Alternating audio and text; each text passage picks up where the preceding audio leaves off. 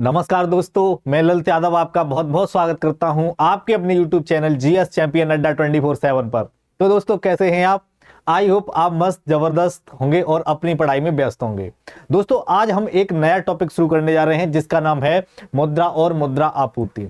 Previous classes जो हमने देखी थी उनमें हमारा जो लास्ट टॉपिक था वो था राष्ट्रीय आय यानी कि नेशनल इनकम, जिसमें हमने जीडीपी, जीएनपी, एनडीपी इन सब के बारे में जाना था। अब जो हमारा नेक्स्ट टॉपिक है उसका नाम है मुद्रा और मुद्रा आपूर्ति, मनी एंड मनी सप्लाई। आज हम जानेंगे ये मनी क्या होता है, मुद्रा क्या होती है, मुद्रा की शुरुआत कैसे हुई थी, अभी जो आपके हाथ में मुद्रा ये कैसे बनी, इसके क्या कारण थे जो इस मुद्रा को बनाया गया और कैसे इसे प्रचलन में लाया गया। इन सारी बातों को आज हम समझने वाले हैं। तो चलो शुरू करते हैं अपनी क्लास मुद्रा और मुद्रा आपूर्ति। ठीक है, अपने टॉपिक का क्या नाम है? मुद्रा और मुद्रा आपूर्ति। आज जो हमारी क्लास है उसमें हम मुद्रा के बारे में केवल जानेंगे और जो नेक्स्ट क्लास होगी उसमें मुद्रा आपूर्ति के बारे में जानेंगे। ठीक है, तो आपके दिमाग में ये डाउट रहता होगा कि सर ये मुद्रा होती क्या है, ये मुद्रा होती क्या है, ये क्यों बनाई गई। तो मुद्रा की मैं मुद्रा की अगर बात करूं तो मुद्रा कोई भी वस्तु हो सकती है और उस वस्तु के बदले में दूसरी वस्तु ली जाती है। यानी एक वस्तु देते हैं और उसके बदले में दूसरी वस्तु लेते हैं, यानी कि आदान प्रदान किया जाता है। तो जो वस्तु दी जाती है उसे हम मुद्रा कहते हैं। ठीक है, उसे क्या बोलते हैं? मुद्रा। यहां डेफिनेशन भी दी रखी है। हमारा टॉपिक क्या है? मुद्रा क्या है? तो क्या है? कोई भी ऐसी चीज जिसके द्वारा वस्तुओं और सेवाओं का लेन देन सरल हो सके वही मुद्रा कहलाती है। ठीक है, वस्तु एवं सेवाओं का लेन देन सरल हो सके वही मुद्रा कहलाती है। अब मान लो जैसे मेरे पास ये फोन है, अब आज से इसको सारे जो लोग हैं देश के और जो देश की सरकार है इसे अपना ले और इसी को मुद्रा मान ले कि आज से हमारी जो करेंसी है, जो मुद्रा है वो फोन है। फोन के बदले में हम वस्तुओं का लेन देन करेंगे तो फिर ये मुद्रा का काम करेगी। यानी कोई भी चीज, कोई भी एनीथिंग, कुछ भी लोगों के द्वारा और वहां की सरकार के द्वारा स्वीकार कर ली जाती है वह मुद्रा कहलाती है। ठीक है, अब जैसे मैंने फोन को मुद्रा माना तो मार्केट में मैं गया तो मुझे सब्जी लेनी है, सपोज मुझे आलू लेने हैं, तो मैंने क्या कहा कि भाई मुझे आलू दे और उसके बदले में उसे मुद्रा दूंगा। मान लो मैं फोन दूंगा, जैसे अभी करेंसी क्या है? नोट है।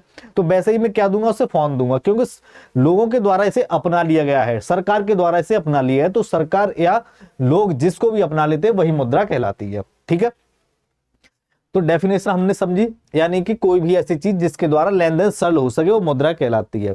इसका काम क्या होता है? कार्य की हम बात करें तो इससे क्यों मुद्रा को क्यों लागू किया गया? यानी कि विनिमय का माध्यम। विनिमय का माध्यम मतलब आदान प्रदान लेना, यानी एक चीज के बदले दूसरी वस्तु देना। तो उसे हम क्या बोलते हैं? विनिमय का माध्यम। इसका क्या काम है? भुगतान करना। और इसका क्या काम है? भुगतान करना।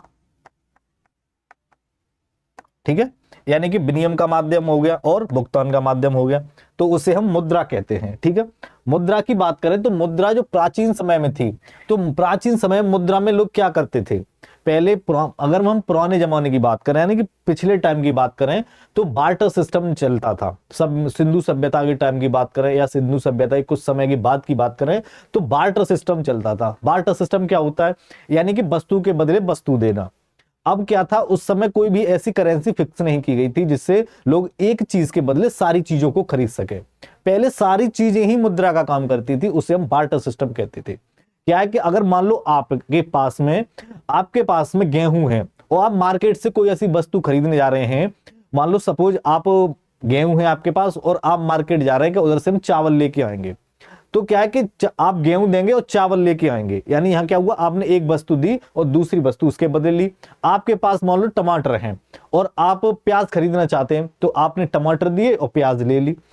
ऐसे आपने गांव देहातों में अभी भी देखा होगा कि सब्जी वाला कोई आया तो उसको अनाज दे दिया, उसके बदले में सब्जी ले ली, उसके बदले में फल ले लिए, कोई भी चीज, तो वो बार्टर सिस्टम कहलाती है। ठीक है, तो बार्टर सिस्टम क्या होता है? यानी कि वस्तु के बदले में वस्तु देना। लेकिन इसमें क्या है कि उस समय बहुत सारी कमियां खामियां थी।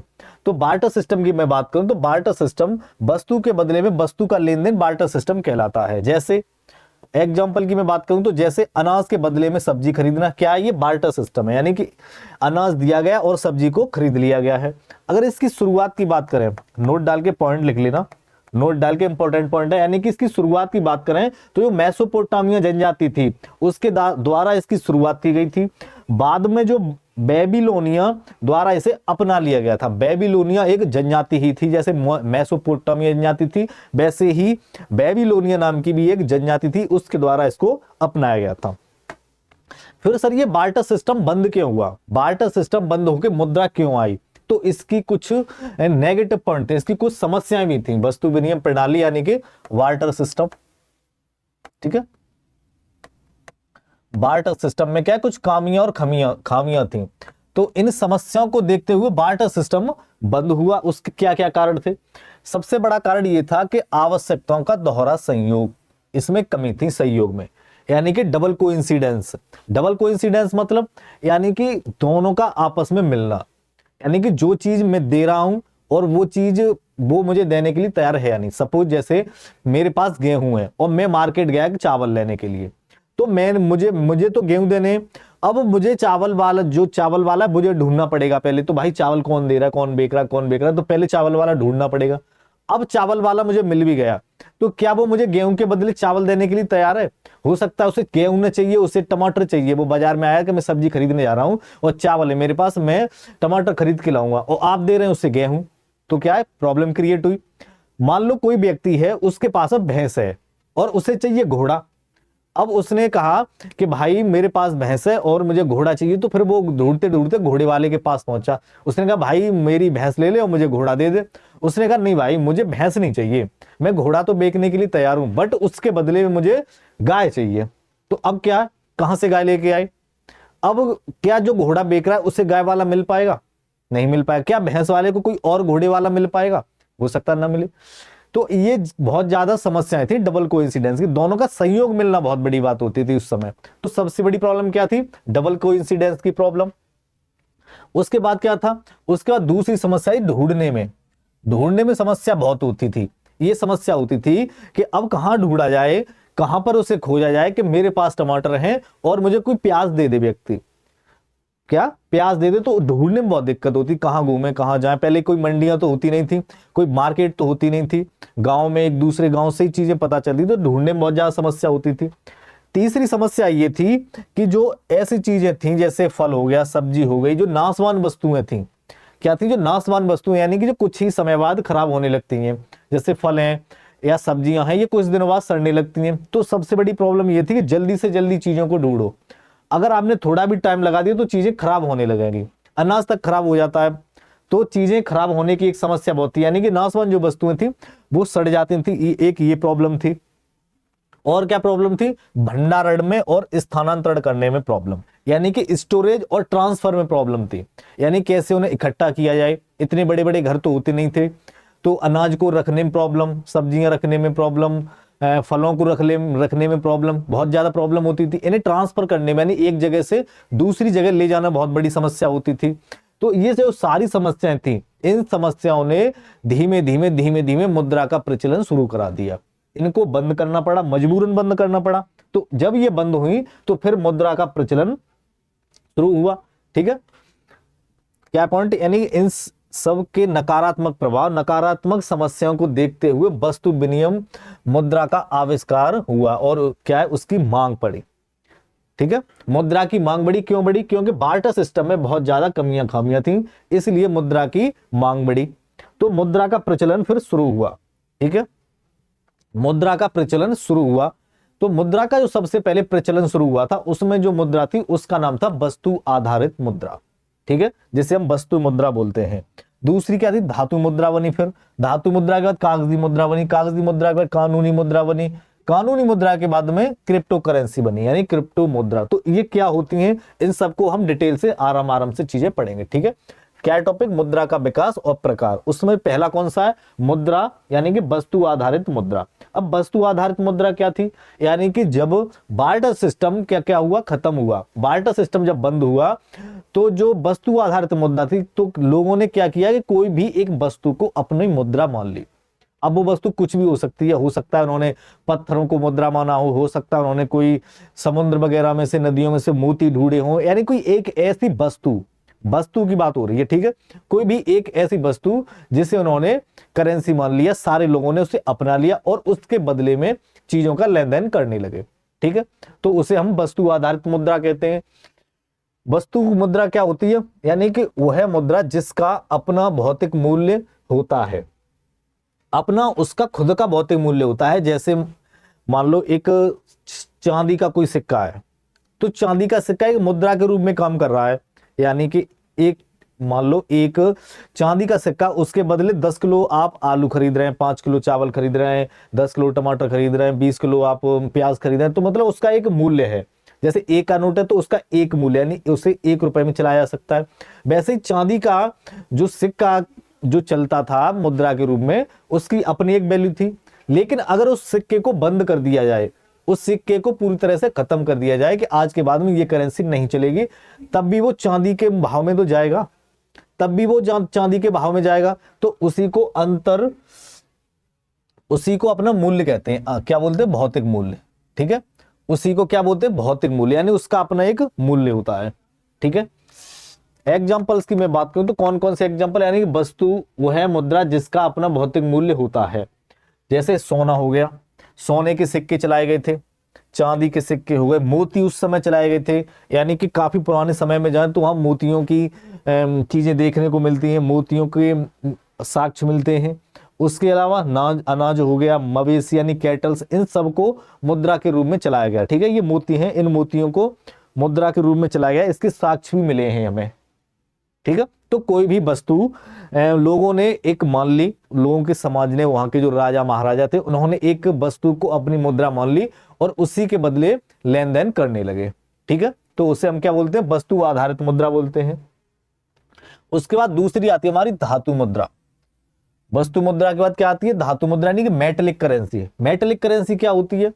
मेटेलिक करेंसी क्या है? धातु से बनी हुई मुद्रा है। पहले क्या पढ़ी थी हमने? वस्तु मुद्रा, कोई भी वस्तु उन्होंने मान ली। अब हम धातु मुद्रा। धातु मुद्रा मतलब यानी कि जैसे चांदी का टंका किसने चलाया था? शेरशाह सूरी ने। रुपया नामक मुद्रा चलाई थी शेरशाह सूरी ने। गुप्त जो शासक थे उन्होंने चांदी का टंका चलाया था। सोने का जीतल भी उन्होंने ही चलाया था। तो ये क्या थे?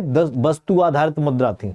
तो किसी भी वस्तु की एक क्या है? मुद्रा बना ली जाती है, तो उसे हम वस्तु आधारित धातु आधारित मुद्रा कहते हैं। यानी किसी भी धातु की एक मुद्रा बना ली जाती है। सोना, चांदी, लोहा, एल्युमिनियम, ये सारी क्या है? धातुएं हैं। तो इन धातुओं से जब मुद्रा बना ली जाती है तो उसे हम मेटेलिक करेंसी कहते हैं।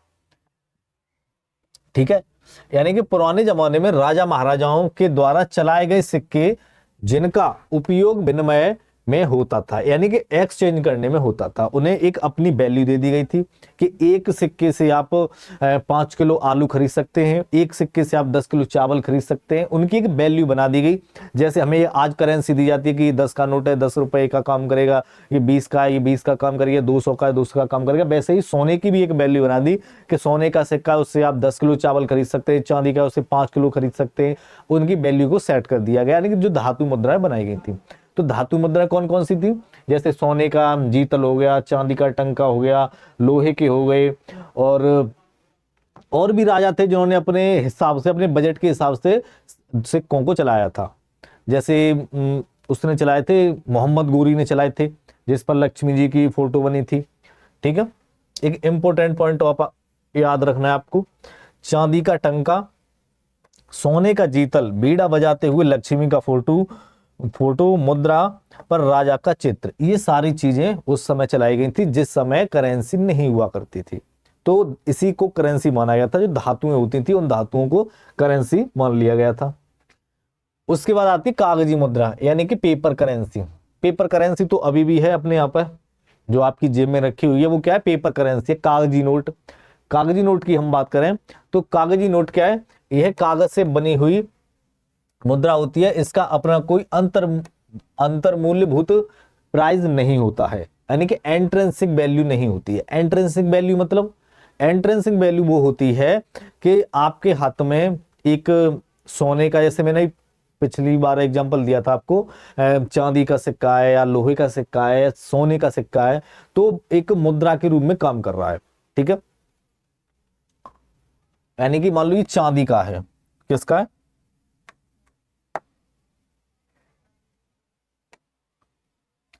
ये एक चांदी का सिक्का है। ठीक है, किसका? चांदी का। अब ये अभी किसके रूप में काम कर रहा है? मुद्रा के रूप में। अगर सरकार कह दे कि आज के बाद ये नोट नहीं चलेंगे, क्या आज के बाद नहीं नोट चलेंगे, तो फिर ये चांदी तो बच जाएगी आपके पास, चांदी बच जाएगी तो आप इसे चांदी में तो बेच सकेंगे, चांदी के जो प्राइस हैं, चांदी के प्राइस में तो ये बिक सकेगा। तो इसी को हम इंट्रिंसिक प्राइस कहते हैं, इंट्रिंसिक प्राइस यानी कि अंतर्भूत मूल्य, इंट्रिंसिक प्राइस। ठीक है, इंट्रिंसिक प्राइस क्या होते हैं, जैसे आपके पास 10 रुपए का सिक्का है, क्या है, 10 रुपए का सिक्का है जो लोहे का भी मार्केट में चल रहा है, सपोज वो आपके हाथ में है, सरकार कह दे कल से कि ये जो 10 का सिक्का है ये अब नहीं चलेगा, ये इनवैलिड है, तो फिर वो आपका सिक्का बचा है वो कबाड़े में तो बिक सकेगा, लोहे की कीमत में तो बिक सकेगा, तो उसका वो इंट्रिंसिक प्राइस है। ठीक है, इंट्रिंसिक प्राइस क्या होता है, यानी कि वैल्यू से, वैल्यू जिसकी मुद्रा से अलग वैल्यू होती है वो इंट्रिंसिक प्राइस होता है। ठीक है, एग्जांपल जैसे 10 का सिक्का हो गया, 10 रुपए का नोट हो गया, ठीक है, 100 500 कोई भी, यानी कि कोई भी ऐसा नोट जिसका अपना इंट्रिंसिक प्राइस हो। लेकिन जो कागजी मुद्रा होती है उसका अपना कोई भी प्राइस नहीं होता है। अगर सरकार बोल दे कि कागजी नोट आज के बाद में इनवैलिड है, तो फिर वो क्या है, वो तो फेंकने पड़ेंगे, जलाने पड़ेंगे, उन्हें आप मार्केट में तो बेच नहीं सकते, रद्दी में बेच सकते हैं। हाँ, रद्दी में बेच सकते हैं, रद्दी में कितने 10 रुपए किलो, 8 रुपए किलो में, हाँ रद्दी में बिक जाएंगे, बट उनका कोई भी इंट्रिंसिक प्राइस सरकार ने रखा नहीं है।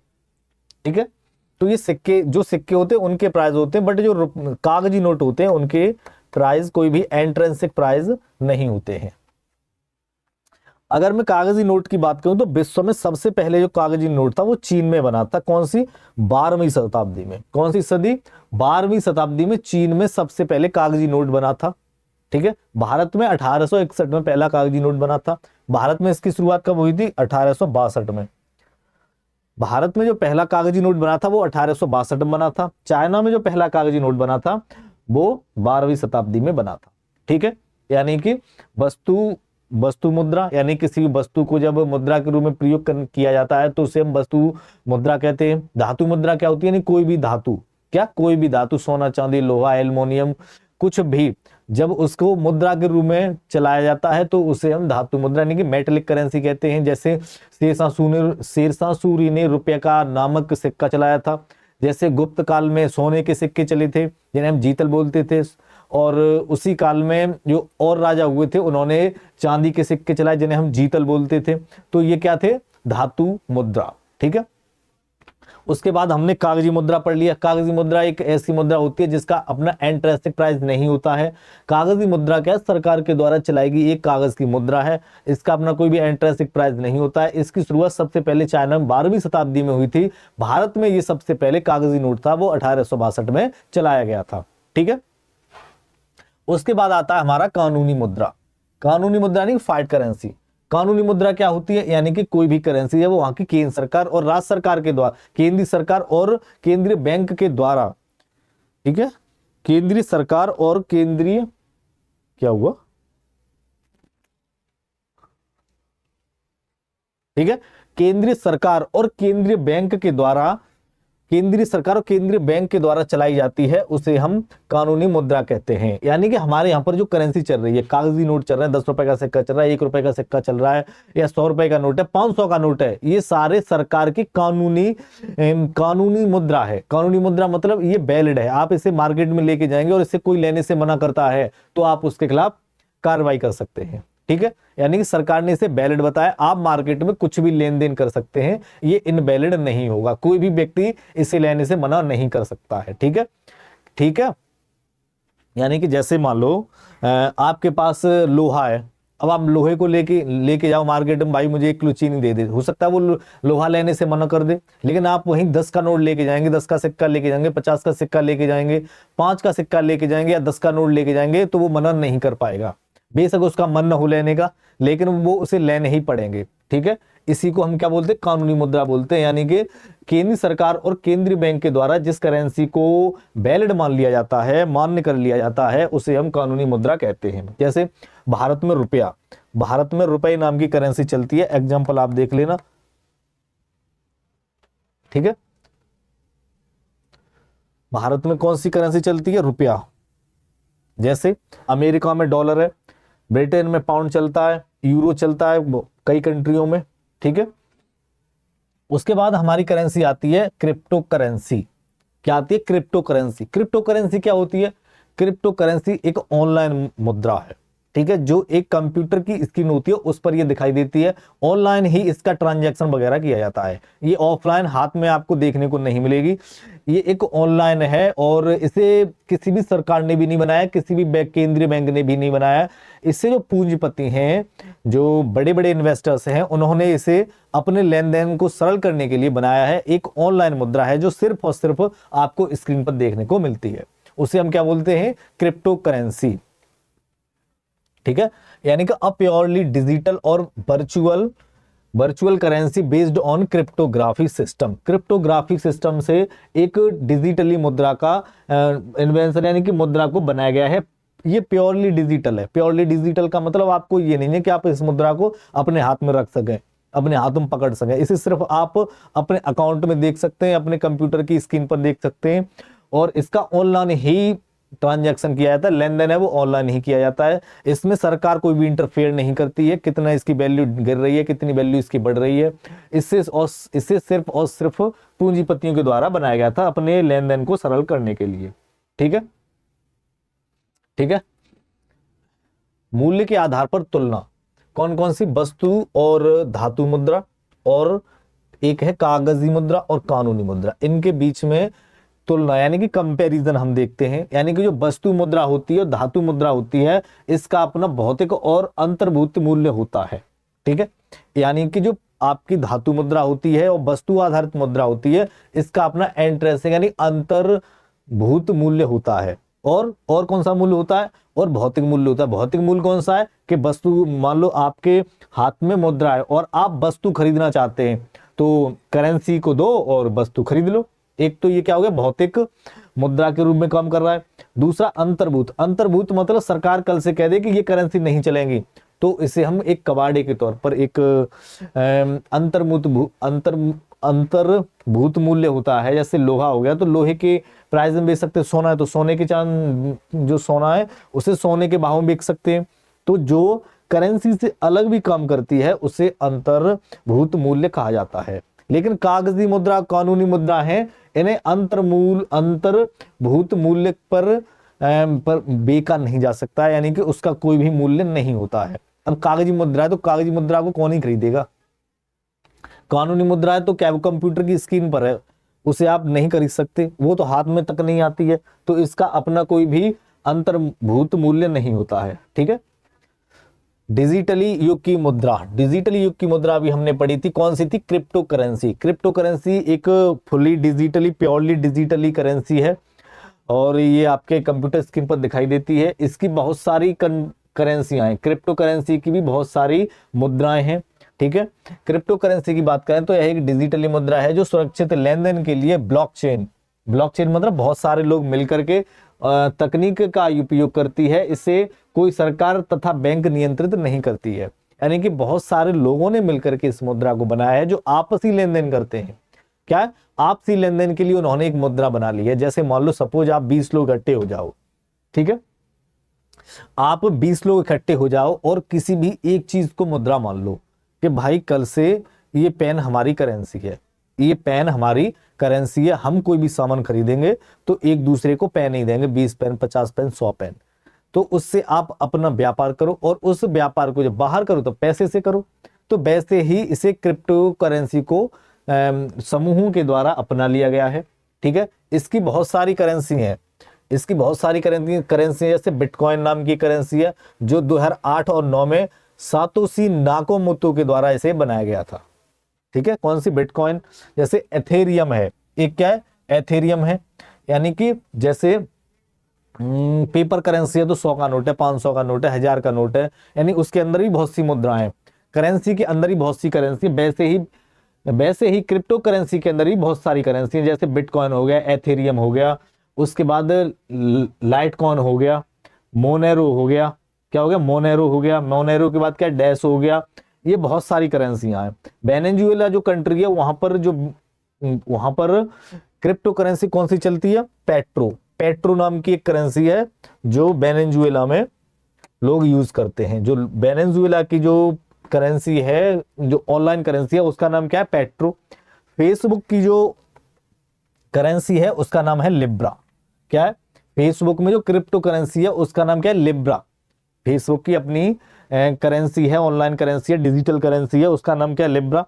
और वेनेजुएला में है, उसका नाम क्या है, पेट्रो है। उसके अलावा बहुत सी करेंसी इसकी हैं और भी हैं, उससे हम क्या बोलते हैं, डिजिटल मुद्रा बोलते हैं, यानी कि डिजिटल मुद्रा, जिसे क्या बोला जाता है, क्रिप्टो करेंसी। ठीक है, क्रिप्टो करेंसी बोला जाता है, क्रिप्टो करेंसी है। ठीक है, उसके बाद क्या है, यानी कि सस्ती मुद्रा। ठीक है, अंतरराष्ट्रीय लेवल पर कौन सी है, एक है सस्ती मुद्रा और एक है महंगी मुद्रा। अब ये सस्ती मुद्रा क्या होती है और महंगी मुद्रा क्या होती है, तो थोड़ी सी आपको इसमें चीजें ऐड करनी पड़ेंगी, समझनी पड़ेगी। यानी कि जो अंतरराष्ट्रीय व्यापार होता है वो डॉलर में होता है। ठीक है, वो किस में होता है, डॉलर में होता है। तो हर हर कंट्री ये चाहती है कि मेरे पास अधिक से अधिक डॉलर हो। क्या हो, मेरे पास अधिक से अधिक डॉलर हो। तो वो क्या है कि डॉलर में जब व्यापार होता है तो फिर डॉलर को एक कर्जे के तौर पर लेती है। कि मान लो किसी भी कंट्री को कर्जा लेना, तो फिर वो ये सोच लेता है कि मुझे डॉलर में व्यापार करना, तो डॉलर का ही मैं कर्जा ले लेता हूं। तो जब वो कर्जा लेगा तो उसकी डिमांड ज्यादा बढ़ेगी, डॉलर की डिमांड ज्यादा बढ़ेगी। जब डॉलर की डिमांड ज्यादा बढ़ेगी तो फिर वो ब्याज दरें ही बढ़ाएगा। यानी कि किसी भी चीज की जब मांग ज्यादा बढ़ेगी तो उस पर महंगाई भी होगी। तो ब्याज दर जब ज्यादा हो जाती है तो उसे हम महंगी मुद्रा कहते हैं। ठीक है, और जिसकी ब्याज दर कम होती है, कम किन की होती है, जिनकी मुद्रा को कोई कर्जे के तौर पर ज्यादा नहीं लेता है। जैसे मान लो भारत की मुद्रा है और नेपाल है, तो नेपाल सोचे भारत से कर्जा ले लूं, तो नेपाल को इतना प्रॉफिट नहीं होगा। इसलिए नहीं होगा क्योंकि व्यापार है वो डॉलर में होता है। भारत की जो करेंसी है वो रुपया है, तो भारत की करेंसी को वो प्लान बी रखेगा, प्लान ए वो डॉलर ही रखेगा कि मैं डॉलर ही मुझे कर्जा मिल जाए। लेकिन डॉलर नहीं मिल रहा होगा तो बाद में ले लेगा, तो फिर उसे क्या है कि ब्याज दर कम देनी पड़ेगी, क्योंकि भारत की इतनी कहां डिमांड है, रुपए के तौर पर कर्जे को कौन लेना चाह रहा है। तो जब ज्यादा कर्जे वाले नहीं होंगे, ज्यादा लेने पैसे की करेंसी को लेने वाले नहीं होंगे, तो उसकी जो डिमांड होगी वो कम होगी। डिमांड कम होगी तो फिर ब्याज दरें भी कम होगी। तो जो अल्प विकसित कंट्री हैं या जो विकासशील कंट्री हैं, इनकी जो करेंसी होती है उसकी ब्याज दर जब कम होती है तो वो सस्ती मुद्रा कहलाती है, और जिनकी ब्याज दर ज्यादा होती है वो महंगी मुद्रा कहलाती है, जैसे विकसित कंट्रियां हैं। ठीक है, तो सस्ती मुद्रा क्या होती है, यानी कि जिस मुद्रा की ब्याज दर कम होती है वो सस्ती मुद्रा कहलाती है। ठीक है, जैसे विकासशील कंट्रियां, एग्जाम्पल की अगर मैं बात करूं तो जैसे विकासशील यानी कि जो काम कर रही हैं, विकासशील मतलब जो अपने क्या डेवलपिंग कंट्री जो डेवलप कर रही हैं लगातार, यानी विकासशील कंट्रियां हो गई, जिसमें भारत हो गया, अफ्रीकन कंट्री हो गई, नेपाल हो गया, भूटान हो गया। इनकी ब्याज दर बहुत कम होगी, क्योंकि हर कंट्री इनकी जो मुद्रा है उससे ब्याज पर नहीं लेना चाहेगा। ठीक है, ब्याज पर क्यों नहीं लेना चाहेगा, क्योंकि इनकी डिमांड कम है, डिमांड कम होगी तो उनकी ब्याज दर भी कम होगी। ठीक है, उसका आती है महंगी मुद्रा। महंगी मुद्रा यानी कि टाइट करेंसी। टाइट करेंसी क्या होती है, टाइट करेंसी की बात करें तो एक ऐसी मुद्रा जिसे अधिक से अधिक कर्जे के तौर पर व्यक्ति ले रहा है, कोई भी कंट्री ले रही है तो उसे हम क्या कहेंगे, टाइट मुद्रा कहेंगे। ठीक है, यानी कि ब्याज दर अधिक होती है, उसे महंगी मुद्रा कहते हैं। विकसित देशों की मुद्रा जैसे फ्रांस, ब्रिटेन, अमेरिका हो गया। ठीक है, उसके बाद आती है दुर्लभ मुद्रा। दुर्लभ मुद्रा यानी कि हार्ड करेंसी। हार्ड करेंसी क्या होती है, यानी कि जिस मुद्रा की मांग अधिक होती है तथा पूर्ति कम होती है। ठीक है, मांग है ज्यादा, पूर्ति है कम, जैसे डॉलर हो गया, जैसे पाउंड हो गया, तो उसे हम क्या बोलते हैं, उसे हम दुर्लभ मुद्रा यानी कि हार्ड करेंसी कहते हैं। यानी कि अभी वर्तमान में हम देखें तो ₹1 के बराबर में, यानी कि $1 के बराबर में 100 रुपए बैठ रहे हैं। यानी कि जो डॉलर की कीमत है वो भारतीय ₹100 के बराबर में है। ठीक है, तो यहां की जो करेंसी है वो कैसी होगी, दुर्लभ मुद्रा होगी। बिकॉज क्योंकि उसकी भाई डिमांड ज्यादा है, जब मांग ज्यादा होती है तो वो उतनी ही टाइट करेंसी होती है, उतनी ही दुर्लभ हो जाती है। जैसे डॉलर हो गया, जैसे पाउंड हो गया, तो उसे हम क्या कहेंगे, दुर्लभ मुद्रा कहते हैं। यानी कि जिसकी ज्यादा डिमांड है लेकिन मार्केट में मिल कम रही है। यानी कि हर देश चाह रहा है कि मैं कर्जा लूं तो डॉलर में लूं या पाउंड में लूं, लेकिन हर एक को नहीं मिल रहा है। जैसे यानी हर एक को नहीं मिल रहा है, यानी कि मांग ज्यादा हो गई और पूर्ति कम हो गई, तो उसे हम क्या कहेंगे, दुर्लभ। और जिसकी क्या है, मांग है कम और मांग है कम और पूर्ति है अधिक, यानी कि मांग है कम और पूर्ति है अधिक, तो उसे हम क्या कहेंगे, सुलभ मुद्रा यानी कि सॉफ्ट करेंसी। उसे क्या कहेंगे, सॉफ्ट करेंसी। सॉफ्ट करेंसी क्या होती है, यानी कि मुद्रा कि मांग है कम और पूर्ति है ज्यादा। ठीक है, जैसे वेनेजुएला की करेंसी क्या है कि उसकी जो डिमांड है वो बहुत कम है। कोई भी कंट्री नहीं चाहती कि मैं वेनेजुएला की मुद्रा लूं, क्योंकि वेनेजुएला से आप अगर मुद्रा लेते हैं तो आप बहुत कम सामान में ही बैगों भर भर के सामान पैसे देने पड़ेंगे। ठीक है, यानी कि आप एक फोन भी अगर खरीदने जा रहे हैं तो भी आपको बैग भर के ले जाना पड़ेगा, इतनी करेंसी है किसकी, वेनेजुएला की। तो वेनेजुएला की जो करेंसी है उसे कोई नहीं लेना चाहता, उसकी बिल्कुल डिमांड है ही नहीं मार्केट में।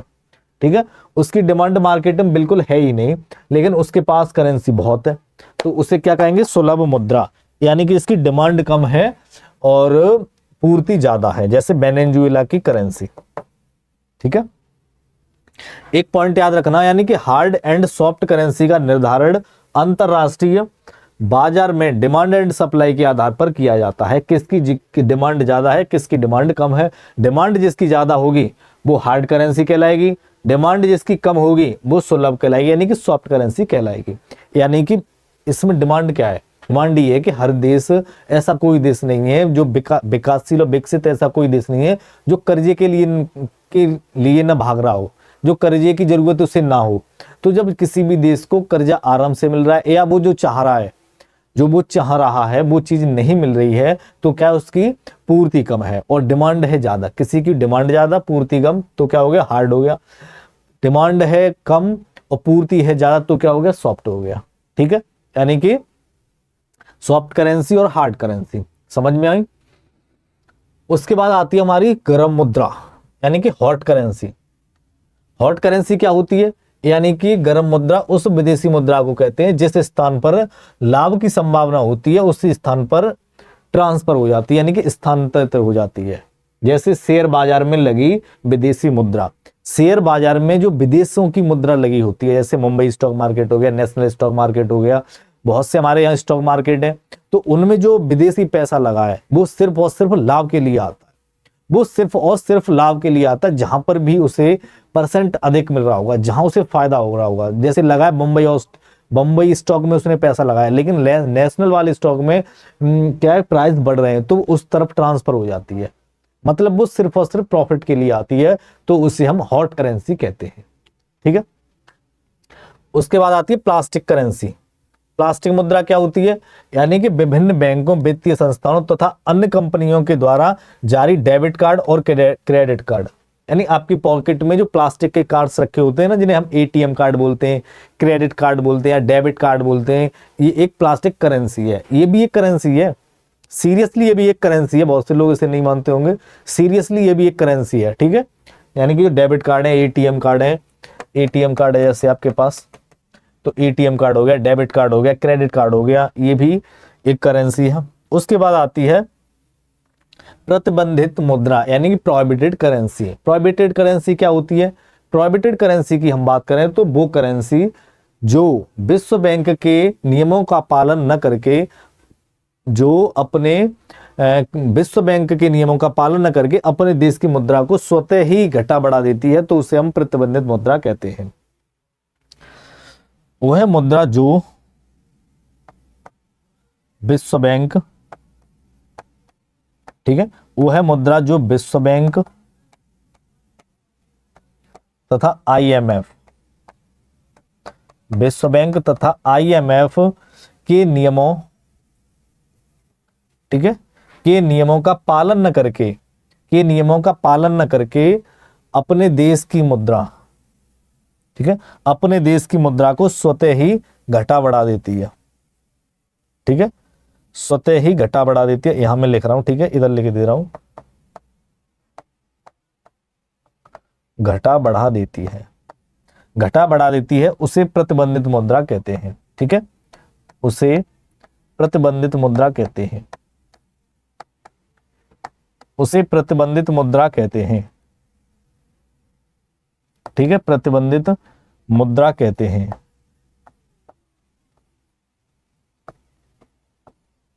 ठीक है, यानी कि ऐसी मुद्रा जो वर्ल्ड बैंक के नियमों का पालन न करके अपने हिसाब से करेंसी को घटा बढ़ा देती है, उसे प्रतिबंधित मुद्रा कहते हैं।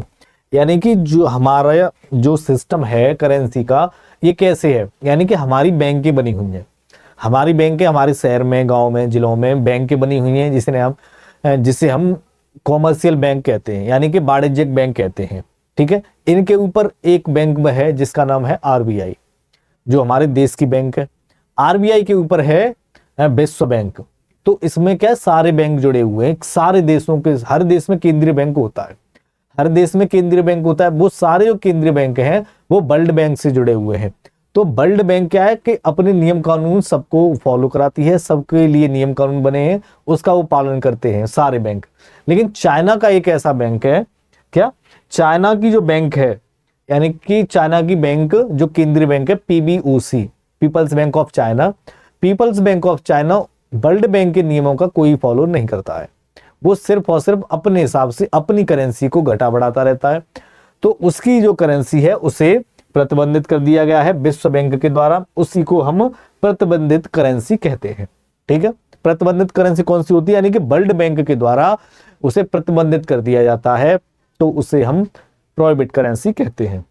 ठीक है, कहाँ की बैंक प्रतिबंधित मुद्रा में आती है, चाइना की। चाइना का जो युआन है, चाइना की जो करेंसी है वो युआन है, क्या है, युआन। तो इस युआन को प्रतिबंधित कर दिया गया है क्योंकि ये वर्ल्ड बैंक के नियमों का फॉलो नहीं करता है।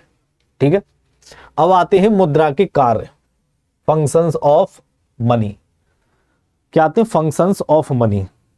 ठीक है, इन फंक्शंस को अब हम नेक्स्ट क्लास में पढ़ेंगे। ठीक है, फंक्शंस को हम नेक्स्ट क्लास में करेंगे। आज हमारी क्लास यहीं पे खत्म होती है। ठीक है।